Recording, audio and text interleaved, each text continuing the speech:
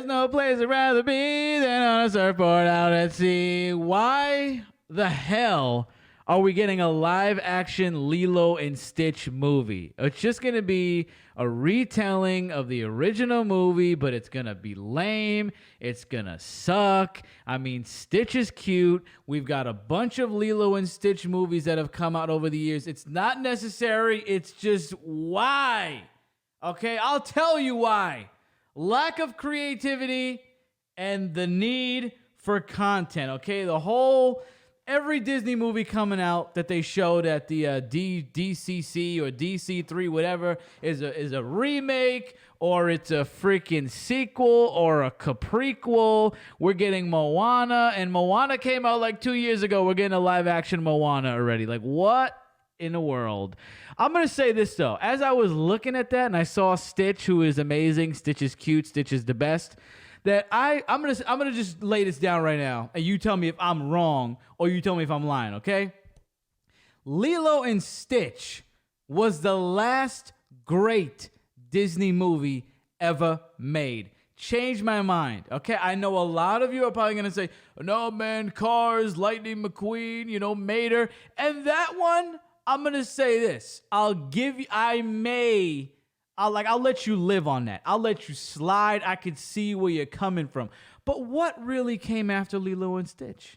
Tell me. I looked it up. Maybe I'm wrong, but what came after Lilo and Stitch? Cars? Chicken Little? Frozen? Frozen was like, whatever. Like, that was lame, kind of. What else? Lilo and Stitch was the last Disney movie that warmed my heart. That was just great story, cute character, fun, and the songs. Still singing the songs today. I was just bouncing around and doing backflips to the Hawaiian roller coaster song 5 seconds ago, and that made me think like, damn, when was the last time Disney put something out on the level and on par with Lilo and Stitch? And I don't even know how many Lilo and Stitches they came out with after that. Like, they came out with like a bunch. Lilo and then Leroy and Stitch. Who's Leroy? Is that like some black dude and Stitch hang out? I don't even know what that is. Whatever that is, listen, I'm not watching the original. I'm watching Lilo and Stitch tonight, like the original, and that's where I stand. Let me tell you this right now. I am absolutely excited and over the moon right now. Why? Because it is pretty much Halloween season and pumpkin spice season. Pumpkin spice season is peeking its beautiful orange head out of the summer.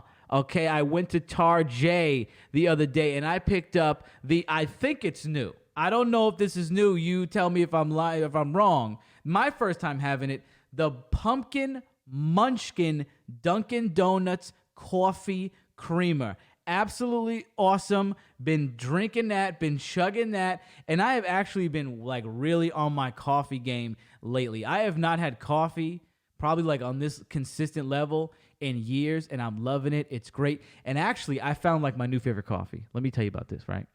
So I go to Pasty's house, and I had showed him when we went to Hershey Park that they make this coffee called Nibby Coffee.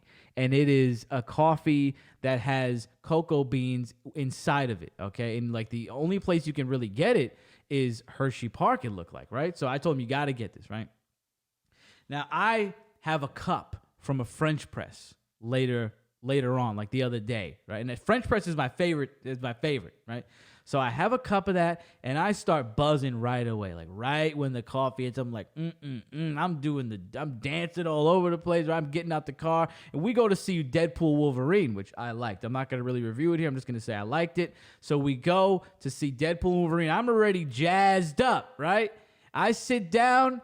The Bye Bye Bye song comes on, and Deadpool's killing people. And next thing I know, all of a sudden, like dead ass, the movie goes in 3D. The movie just goes in 3D. I start glowing. I start vibrating in my seat, just wah, wah, wah. And it's just like energy. You ever seen like a chart of the chakras?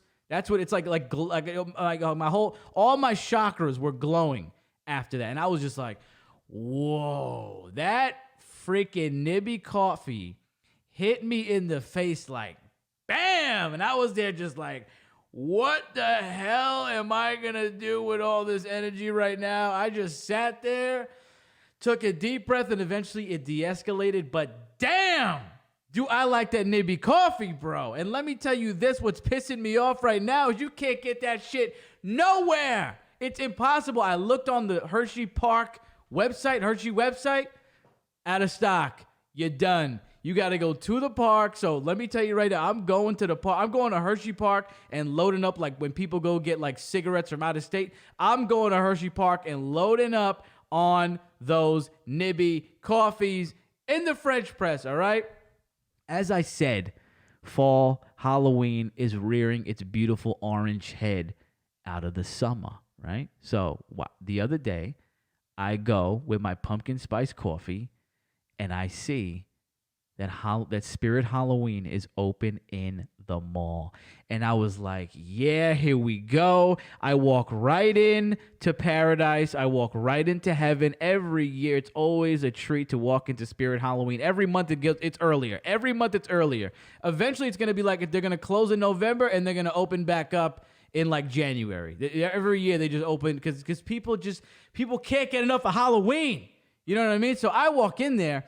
And let me review this right now, my experience at Spirit Halloween, because I loved it. And I'm going to say right now, this may have been my favorite Spirit Halloween display that I've ever witnessed. So you walk in and you see this display, you see this big carnival opening, like this entrance, and it says carnival, it has Spirit Halloween, and there's lights, and then you have a clown and a bloody ghost face animatronic in the front right next to the carnival arches. So I immediately go to the ghost face, the bloody ghost face. It's stabbing you. It's making stabbing motions. It's freaking sick, right? So I walk through the carnival arches, and there's a fortune-telling booth, and there's a scarecrow on the side too over there.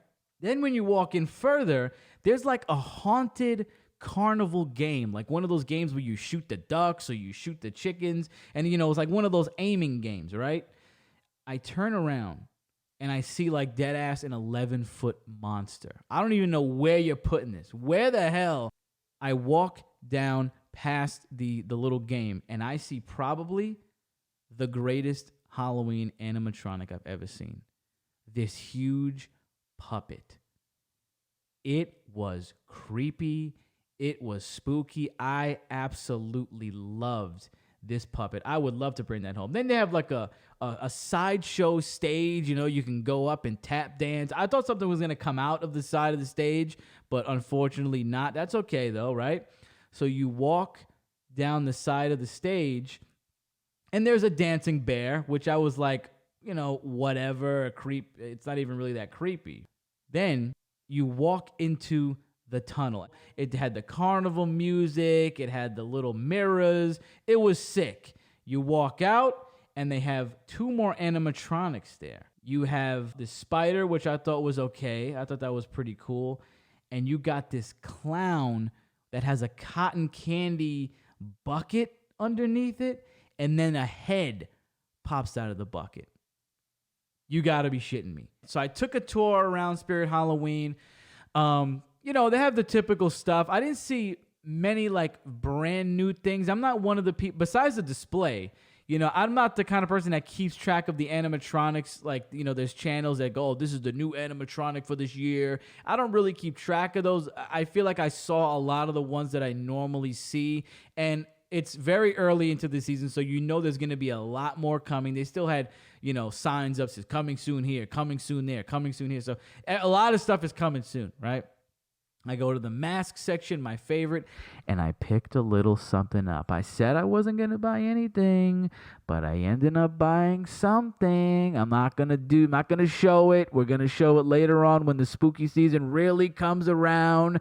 I go to check that out, right? And this is how you know that, like, I don't even know what was wrong with me here, right? So I go, and they're like, oh, we don't have any bags. So I said, all right, I'll buy one of those tote bags. I wanted the Ouija board tote bag anyway, so I was like, I'll buy the tote bag, right? I come back, and the lady's super cool. She's super nice. We're talking about American Horror Story and all these fun things, right? There you go, Roddy. Haven't had a burp on the show in a while, right? So we're talking about that. When I come back, she's like, do you want this? And she's holding something up. And I have zero idea what it is because it was like outside of my field of vision. All I just saw was like I don't know what it was, right? And she's like, you want this? And I'm sitting there trying to like observe it. And then I'm just like, yeah, I'll take it. Like, it's Halloween. I'm in spirit Halloween. Like, I'll take anything in here. I just didn't even want to ask what it was. Like, yeah, just throw it in the bag. You know, I'm like, T.I., throw it in the bag. I didn't even ask what it was, okay? That's just like me rushing and also just thinking, yeah, I'll love anything in here. Dude, when I opened the bag, it was a lanyard, an American Horror Story ID lanyard. The strap of the lanyard didn't even say anything. It's just like a regular strap, and it just says American Horror Story in like this little card inside the ID thing. Like, I could not have bought like a thing that I did not need anymore. Anything else in there, I would have needed exponentially more than that. Like, shout out to the lady. She was great. She was awesome. But like, I probably bought the thing I needed the least in there just because, yeah, whatever, fuck it. Yeah, throw it in the bag. You know, I'm sure that'll happen. It will happen again. If she would have like waved something else in front of my face, I'm like, yeah, throw it in. It's all good. So now I'm the proud owner of an American Horror Story lanyard that doesn't even have American Horror Story on the actual strap. They just literally sold me a card that says American Horror Story on it, okay? Absolutely crazy. But I had a great time, and I will be probably returning to Spirit Halloween many, many more times. Epic. Let's talk about this, right? So the Olympics is over. From what I understand, us in China have tied in gold medals, but we won in terms of most medals. Like, we got more silver and bronze and everything. And shout out to my boy Kyle Dake, who took home a bronze medal in wrestling. He's a fun dude to watch. I love this documentary about him and Jordan Burroughs. So, you know, but they had that infested lake, right? That infested ravine that the swimmers eventually were like, yeah, we know it's polluted, but it's the Olympics. We're going to go. We're going to stick our faces in there and ingest all this shit and ingest all this crap and then get like brain-eating amoeba. Hopefully not, but like that's the risk you're taking. Hopefully you're just going to get a shitty stomach, which people did. 2 athletes got sick and one of the countries ended up pulling out, which was the right move. But then I read this article that was saying that some Olympic swimmers and athletes were drinking Coca-Cola to make sure that their stomach was coated to protect their stomach from the bacteria. Now you know you're retarded. What kind of wives' tale ass like that? Did you learn that from like, you know, like a Puerto Rican grandmother? Like who told you that? No amount of Coca-Cola or anything. Like literally, like somebody was like, I'm taking my probiotics. Like, no, one of you is gonna end up on that show Monster Inside Me. You ever seen that show where like people will like pee by a lake and then like a little a bacteria will fly up their dick hole and then they'll get a brain-eating amoeba and die? Hopefully it's not gonna happen, but like that's the first thing that's gonna come to my mind when I jump in the shit river that they spent $1 billion for instead of, I don't know, doing like literally anything else. Like, they could have literally done anything else with $1 billion. They could have renovated the Eiffel Tower or something. Like, they probably could have hired more police so that people just don't get, like, randomly raped by the Eiffel Tower. They could have done anything else. And while I'm talking about spending and finances, right? Now, on the other show, I did say this, and I'm not retracting and I'm not relenting this statement, okay? I did say that I love to see people making money off their personality and who they are, so I'm not taking that back, right? But then I read somewhere, which if this is true, good for him. Again, if this is true, good for him. That I read that they paid Snoop Dogg $500,000 a day to promote the Olympics, okay? Snoop Dogg. Now, you know, shout out to Snoop. He's a legend. He's an OG. But exactly what value is Snoop Dogg bringing to the Olympics? He was in the opening ceremony. What did he do? Like, he crip walked? There's like 1 million other athletes that have been sacrificing their lives and like, you know, just totally dedicating every ounce of their being to this craft, and they just get like not even a gold medal. They get like a medal that they say is gold, but it's like they put like a speck of gold on it, and the rest of it's like fucking aluminum. Like, they don't even get a sick medal that if they fall on hard times, they could just pawn off. Like, you can't even make any money off that. Like, but Snoop Dogg gets paid $500K a day to do what? To smoke weed? Like, maybe if this was at the Weed Olympics, I can see Snoop Dogg getting a fat paycheck like that. Like, what the hell? And like, what the hell? Like, what the hell was up with the breakdancing lady? Rachel Gunn, did you guys see that? Like, she went viral for breakdancing. I'll put some of her breakdancing performance up here if you haven't seen it. But, I mean, she literally got 0 points. Like, I don't know if I've ever heard of somebody getting a straight-up goose egg. That was like me in my math test. Like, the only person I know that got zeros is me when I was in math. Like, that's it.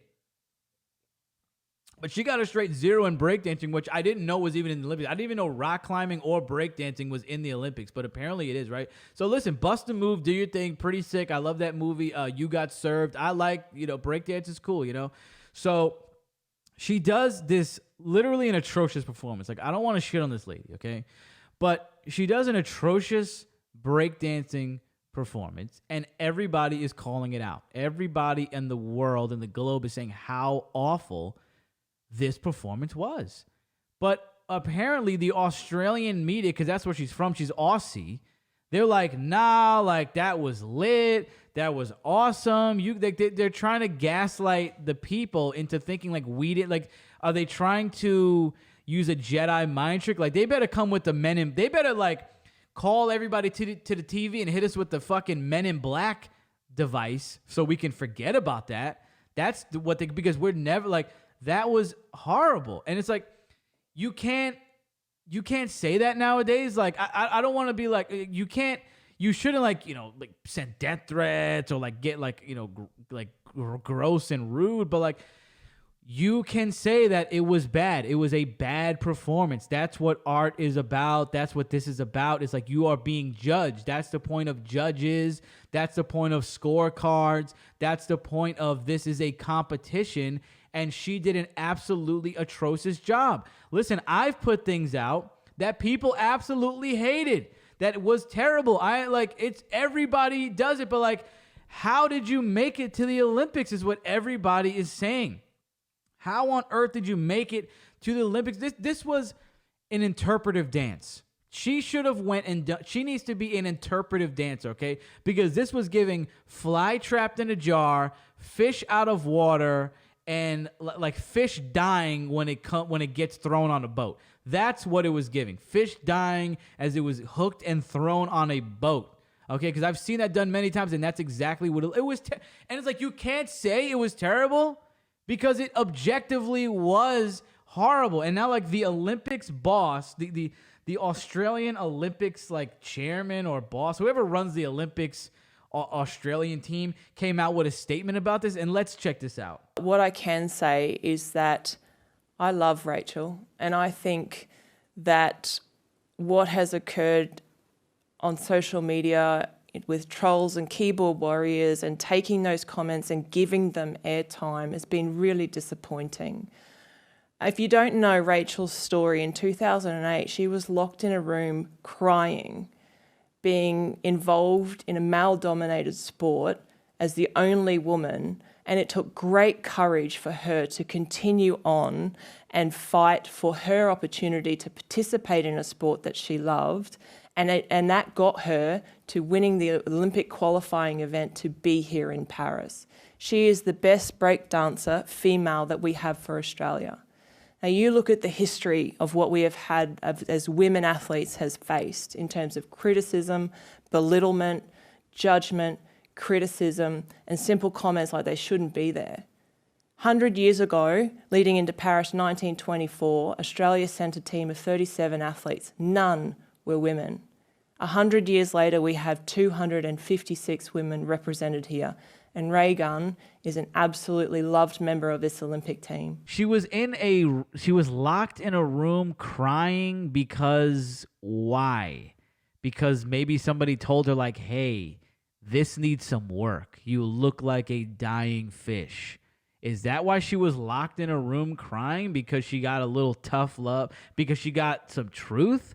That's what it's. Unless she was being tortured, like was she being trafficked? Why was she in a room crying at all? Like, so then she goes on to say like, oh, we don't have any women representing we didn't have any back in the day. Like, okay, maybe because they couldn't break dance. Maybe because they were lame. Like, so now we're just going to have them there so they could be there. And she's going to say that Ray Gunn was the best breakdancer they had. That may be true. I don't know. I've never looked at the breakdancing scene, but all I got to tell you is if that's the best you guys got, then you guys need to get some work done. You guys need to import. You guys need to start importing, okay? And getting some citizenships from America or, I think like the Philippines, they love to break. You need to get some Filipinos, bring them to Aussie, give them citizenships. Like, listen, she might be a swell woman. She might be a nice woman. But she can't dance, okay? Like, I may be a nice guy, but I can't play the fucking cello, okay? If I came on this podcast, I was like, hey, guys, let me show you what I learned today at cello. I would hope you guys don't go, wow, that was so cool. You're so good. Oh, my God. You keep going, man. You'd be like, listen, bro. Take it back to the lab and come back when you learn how to play Swan Lake or whatever the hell you were trying to do, okay? Another company is falling from grace. We were talking about Starbucks. Bud Light fell from grace a long time ago. Now that they're clawing their way back by promoting the UFC or sponsoring the UFC. But Johnny Walker is another brand that I didn't think would decline in sales. But now Harley Davidson is apparently receiving a lot of backlash, and people are pissed off, and people are canceling Harley Davidson for being woke. Never thought I'd see the day for this. Okay, I never thought I'd see beloved Harley Davidson fall from grace. Now, apparently this is what's going on. The CEO, as with every CEO, seems like every CEO, besides maybe like two, is, all about, is spouting their opinions on diversity, inclusion, and trans rights and everything. And listen, that is totally fine. Whatever you want to believe in, okay? But if you're running a multi-million billion probably dollar company that you also did not start. Your name is not Harley. You did not start that. Keep your opinions politically and like systemically and socially all to yourself. Okay? Because you are first of all, read the room. Okay? Do you think Harley Davidson, the consumers of Harley Davidson care about DEI and woke and trans rights? I mean, some of them may do, but I mean, if I had a gun to my head right now, I'm gonna say, probably not. And even if some of them do, they're probably saying like, why are we getting this shoved down our throat when I literally want to buy a motorcycle? Like, whatever happened to just making a thing? And I think that's the sentiment right now. Whatever happened to just making something and being apolitical? So people are pissed off, and it's like, you know what? I won't be surprised if Harley Davidson, this is what they should do, really get crazy. They need to do a commercial where like they have like a big bearded guy get on like a big fat bearded dude get on the bike and a big hog. He's like, and then he drives, right? He's like driving on the road, but it's like he's driving through the seasons. So it's like you see like fall, winter, summer. Like it's like a year passes, and then he gets back to his house, and he takes his helmet off, and he's like a hot trans woman.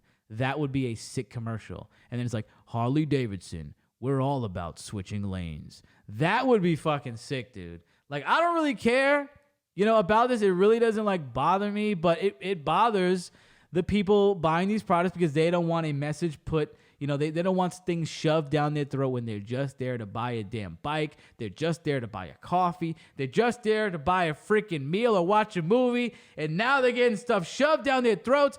Speaking of movies, let's talk about the first Mickey Mouse horror movie that came out, because if you don't know, Mickey Mouse, or at least the Steamboat Willie version of Mickey Mouse, is now public domain. And there's going to be a slew, like Winnie the Pooh was public domain a couple years ago, and that brought us the epic Winnie the Pooh Blood and Honey and Winnie the Pooh Blood and Honey 2. And now Mickey Mouse, the Steamboat Willie version, the original incarnation of Mickey Mouse, has been public domain. So the first ever Mickey Mouse horror movie that I've seen come out is called The Mousetrap. It was originally supposed to be called The Mickey Mouse Trap, but I guess they got into some, litigation and legal heat with Disney about that. So they had to put a lot of disclaimers in the beginning. And Pasty and I'm going to bring Pasty in here now, and we are going to talk about our thoughts on the new Mickey Mouse horror movie, The Mousetrap. Wow. You ready to talk about this? I sure am. All right, Richard, please regale me. What are your thoughts on this movie, dude? Hold on. Before we say this, let's disclaimer. We're going to do light spoilers. So not full-blown spoilers, but we will be doing light spoilers. Commence. This is the worst movie I think I've ever seen in my life. I mean, I can't even believe they would want it out there. Like, their name's associated with this. It's Oh my god. It's just so bad. Oh god. It's so bad. It doesn't even have continuity. Okay, so let's just say this, okay? So basically, it's a bunch of kids, like in their 20s, and they are having this girl's birthday at this arcade/fun zone that she works at night. And they get locked in the fun zone with Killer Mickey Mouse. And the story commences from there. As I said, we're going to do light spoilers. So, I'm going to say this. I had high hopes for this movie. Okay, I mean, I knew it was not going to be great. I knew it was going to be bad, but I thought it was going to be bad good, like Cheer or Die, like Bring It On, Cheer or Die, So the movie begins, and I'm going to immediately say I was messing with it. When the movie began, I liked it. I was like, this is going to be good. You had the two scenes with the kids, and the kids were funny. They had funny lines. The boss and the two main chicks, they had like good chemistry. I thought they were acting pretty well, like, not over the moon, but I thought they were doing a fine jobs. No. Hold on. I thought they were doing a fine job in the beginning, right?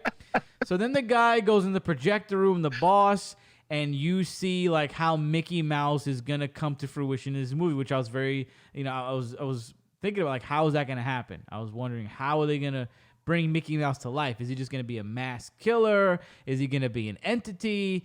And it's kind of both. So the guy's in a sweet projector room, and this scene I really liked. He's there, he's playing Steamboat Willie, and you hear Mickey Mouse laughing, and he's like, "Oh, I'm going to get you." And he has this guy has this Mickey Mouse like head or mask in this shelf, this glass shelf, and he looks at it, and you're like, "All right, so Mickey Mouse is going to possess him." How? We don't really know. But whatever. Like, the best thing you could do with a killer, honestly, is make it ambiguous. You don't want to give I don't like when a killer's like, back when in 1974 this happened, and then that made him do this, and then it turned into that. It's like, all right, Mickey Mouse possessed him, and he goes out and he starts. Fine, I'm working with that. We're quick and done. We're done, right? So he comes out. And he's stalking the girls in the arcade. And I'm like, all right, this is not. You got the Steamboat Willie song that's like creepy in the background. And he's looking through the glass and you see his reflection. He's on the top of the bridge or whatever, that perch. And he's looking down. Oh, okay. All right, this is cool. And then the chick's friends come in. And I mean, if you thought the acting was bad in the beginning, which I didn't, I mean, they brought out the A-team for this one. One was worse than the other. Oh, my God. It was just dull. And I mean, and I don't criticize acting like ever on the show. I'm not a hard critic on acting. I'm always like, I thought the acting was good. Same thing I just did. I thought it was fine, but oh, what are you talking about? It was so cringe. You get a lot of leeway with me. So for me to like be cringing the whole time during the, like, you know, there's scenes like when the girl's running through the slide and the, you know, the obstacle course, whatever. She's like, oh my God, I just ran away from Mickey Mouse. And they're like, really? And she's like, yeah, there's blood all over me. And it's just like, this doesn't sound convincing at all. And even when she's running away from him, she's like, oh, like, oh, wow. You know, like, and the worst was the love interest. Deplorable. That was literally the worst actor I've ever, God forgive me for, that was the worst actor I've ever seen in my life. Which one? The nice guy.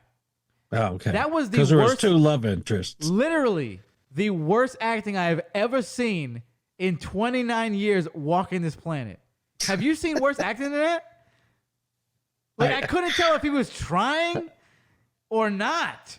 I like I said, I mean, this has got to be one of the worst movies I've ever seen in my life. Right? So then they roll out the fucking 7 dwarfs come in, and one is worse than the other. So then it's just like, you know, it's like, oh, it's all this exposition and who likes who and who's going to bang who and who's fucking around with who. And then I'm like, okay. This is like kind of boring. And then I click. So then like Mickey starts stalking someone, like, all right, finally, right? And I click on the screen to like pause it to see what time I'm at. And we're at 31 minutes with literally 0 kill. I'm like, no. Listen, I'm not a big... Slasher formula usually says you give us one in the beginning, and then you get your leeway for the story, for the dialogue, for the exposition. You know what I mean? Like, you get one, every movie, Final Destination is a big kill. Halloween, somebody gets slaughtered in the beginning, and then even Halloween Kills, the worst Halloween movie of all time, there was at least a kill in the beginning, and then just endless dialogue of just drudgery followed that. You know, was subsequent to that. But so they didn't follow that rule. So I was like 31 minutes with no kill, right? And how do you like that first kill? The what kill? This motherfucker, Mickey, runs at the camera, and that's it. No, he doesn't. He doesn't run. He goes, eh. He prances. Oh, God. Or is that the second one? At some point, he doesn't run. He prances. I don't even know, bro. So, like, you know, now I enjoy a good TV horror movie, a good, like, you know, oh, mom's killing cheerleaders, or like, you know, whatever, like one of those Hallmark kind of TV made for like daytime women horror movies where they don't show a kill, they just show like a knife go up, and then you hear, oh my God.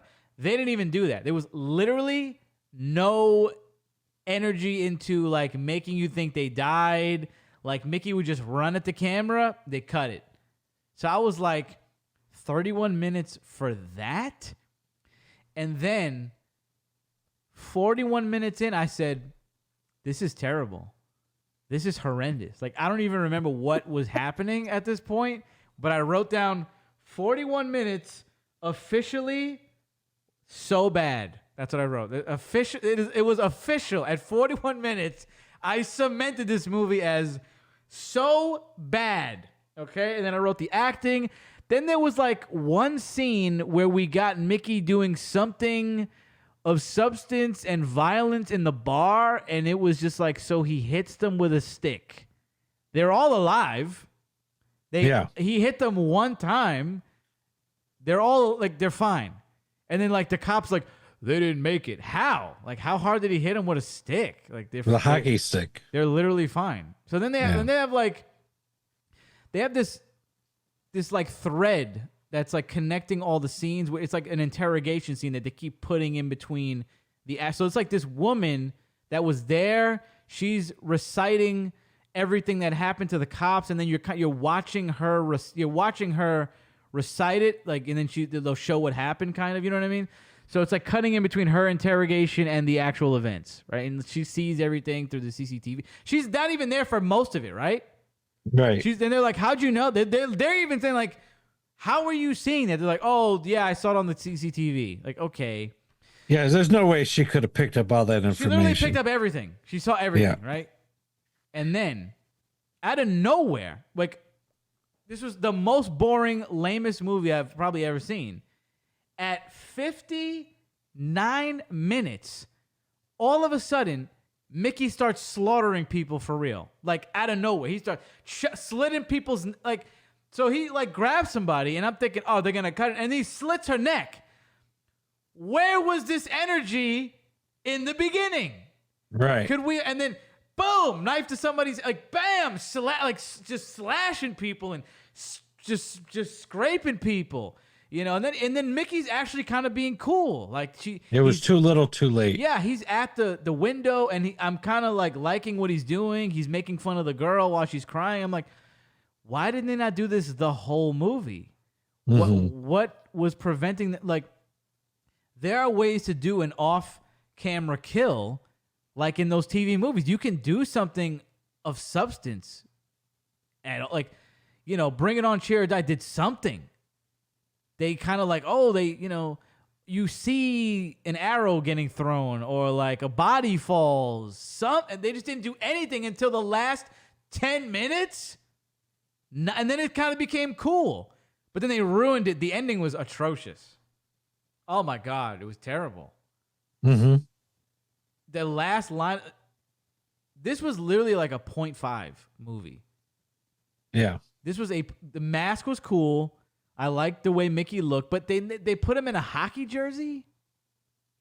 What? And also, Mickey is not even physically intimidating. Like, everybody was taller than him.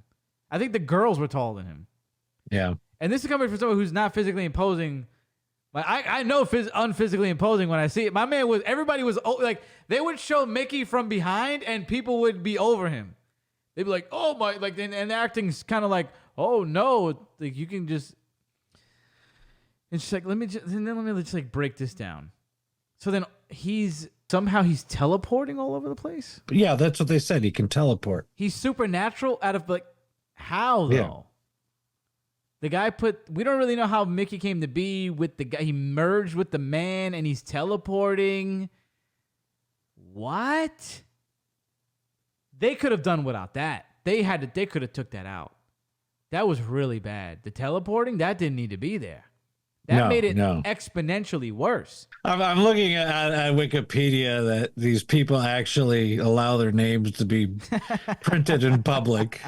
I thought maybe it is Canadian, so that answered my question why Marcus kept calling the fire department the fire brigade. Yeah, I noticed that. Yeah. And they could have done a way better job. Like, it wasn't the choices they made. They could have just not done certain things and switched them out. Like the movie. Well, I mean, I thought the premise was fine and the idea I liked, but they could have just tweaked certain things and made it way better. Well, I mean, right off the rip, I mean, the script was atrocious. I mean, the lines that they wrote for these B movie actors. So bad. And what do you call it? What's it? Paul with his date. They go back in the. They go to like the obstacle course thing. Obstacle course, yeah, to have sex. Oh, and she's like. He takes his shirt off and it's like the crappiest tattoos I've ever seen. That's fine. I have no gripe with that. She's like, do you have... And then it looked like a safe sex commercial, the way they were acting it. She's like, do you have protection? He's like, I do not. And he goes, but then he goes like, I don't have anything. And she goes, but what if I do? I would not even... And then he kisses her after that. I'd be like, what? What do you mean, what if you do? Is that what you want to hear before you bang somebody? What if I do? Yeah. And then he kisses her. And she's like, do these people exist? Does Marcus even exist in real life? There's no way that's a person. Like, how do you even write a person like that? The girl is giving him every sign. Like, okay, they're sitting at the table. and he gives her a birthday gift, and she's like all over. She's like, oh my god, thank you so much. And he's like, do you have a birthday wish or something? I think, or she was like, I have a birthday wish. And he goes, what? And she goes, for you to ask me out. And he goes, it's like, okay, just ask. She literally just gave you like the go. Who would act like a fucking retard? Like, why would you do that? Yeah, I know. Like everything had momentum. He could have just said, "Will you go out with me?" Like, can we go to the back and fuck right now? That's all he had to do. Yeah, I mean the whole script was a disaster. I mean the things that they wrote. I mean people wouldn't, most people wouldn't these are not say. real people. Which is fine if it's entertaining, but this was not so bad it's good. It was just so bad. Yeah, like the one woman walked over to the counter and says, "Oh, who moved the knife?" Like she would even notice, like randomly. There were so many other quotes that I just didn't even remember because it's just so. Oh, the cop, like that the cop on the left was terrible too. Yeah, There's something about him, just like they need to fire the casting director. Who casted this? Because so they could have dead ass took out. They could have saved money on the budget, right? By taking out the whole police scene. They could have saved days and money. So they could have taken that out, right? Budget. You already knocked off 2 actors right off the bat. They could have took off like maybe one other person from that crew of kids. Because half of them I didn't even know who was who. I knew like the ones who were pretty like just like out there, but like in wacky. But I remember like they had showed somebody later in the movie, and I was like, "Who's that?" I don't even remember that guy. Like there was like another guy. That woman. There was a woman and another man, and I was thinking to myself, "Who are they? I've never seen them. I've never seen those people." But they were in the crew because they were like, "Oh, hey, where you guys been?" And I'm thinking, "Who are they? I've never seen those people." Yeah. That one woman, I thought it was Jaina. But it was like Jinnah. Yes. But then Jaina comes in later. Yeah. I thought that one of the girls that died was her. So they killed you, but then she comes in the window. So I was like, who's that? So they could have cut out at least 4 actors from this movie. 2 from the police scene and 2 from that squad of kids that they had. They could have saved budget right there. They could have made this a regular slasher movie. They would add some extra money for some more effects. They could have had a nasty kill. They could have done a nasty kill in the beginning. Sick. Got you ready to go. Like, damn. Soon as Mickey comes out, he fucks somebody up. And you're like, all right, boom. I'm in. Let's go. Yeah. And then they do the stupid exposition. You have the nerd. You bring the dudes up to the playpen or whatever they're doing.